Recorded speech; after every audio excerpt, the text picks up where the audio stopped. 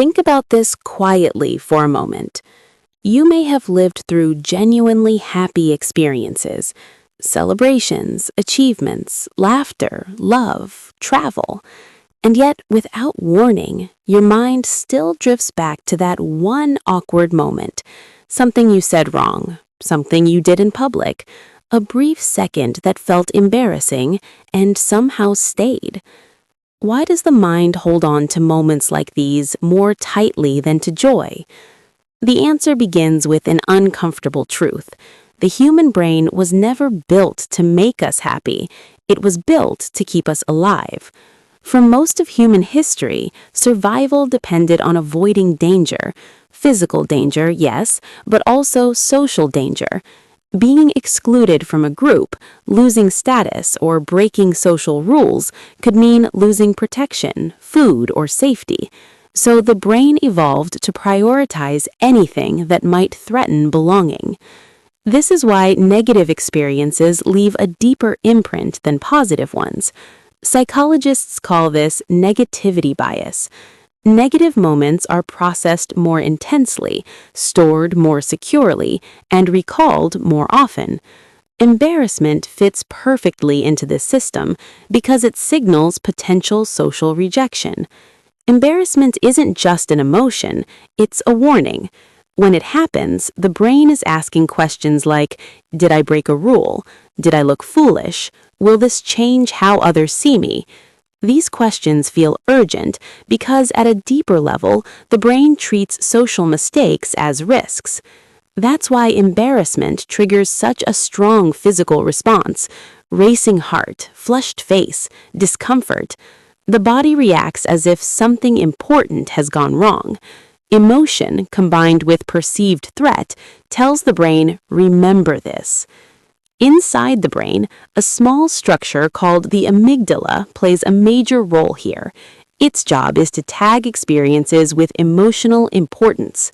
When something feels emotionally charged, especially fear, shame, or anxiety, the amygdala signals that the memory should be stored vividly. It works closely with the hippocampus, which handles long-term memory. Embarrassing moments activate the amygdala strongly. They involve uncertainty, judgment, loss of control, and social exposure. Happy moments often don't carry the same intensity. They feel safe, familiar, expected. From the brain's point of view, safety doesn't require urgent storage. So embarrassment gets recorded in high detail, while happiness fades quietly into the background. This also explains why embarrassing memories replay so often. You might be doing something ordinary, walking, lying in bed, showering, and suddenly the memory appears, uninvited. The brain is replaying it not to punish you, but to learn. It believes that by replaying the mistake, it can prevent it from happening again.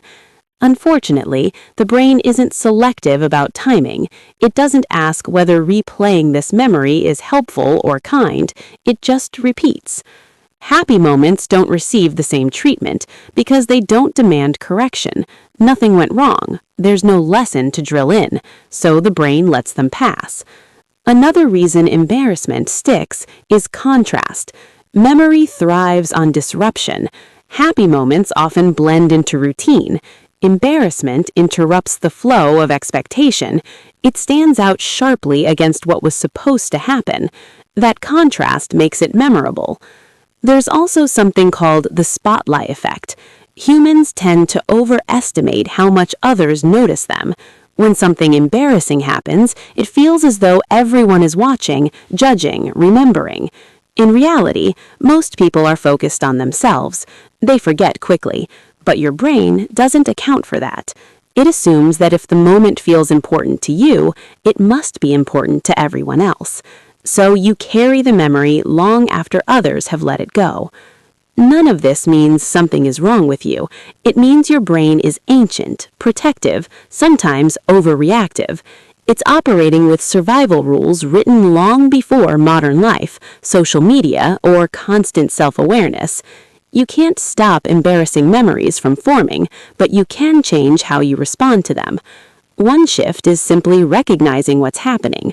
When an embarrassing memory appears, it helps to remember that this is a safety mechanism, not a verdict on your worth. Another shift is perspective.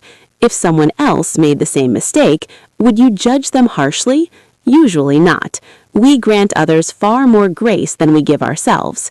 It also helps to consciously revisit positive memories, not casually, but deliberately. The brain strengthens what it rehearses. If embarrassment gets repeated automatically, happiness needs intention. Most importantly, embarrassment is not evidence of failure, it's evidence of participation.